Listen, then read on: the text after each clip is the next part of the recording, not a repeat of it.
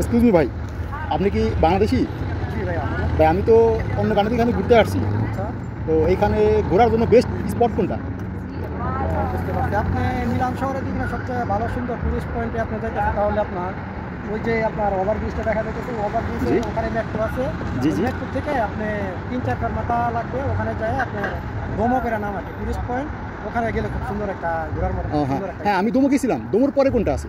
দোমক করে আপনার একটা জায়গা থাকে, টেরিটুরিও যেতে পারে। টেরিটুরি খুব সুন্দর একটা স্পট, ওখানে গেলে আপনার খুব ভালো লাগে, ঠিক আছে? ওখানে টেরিটুরি?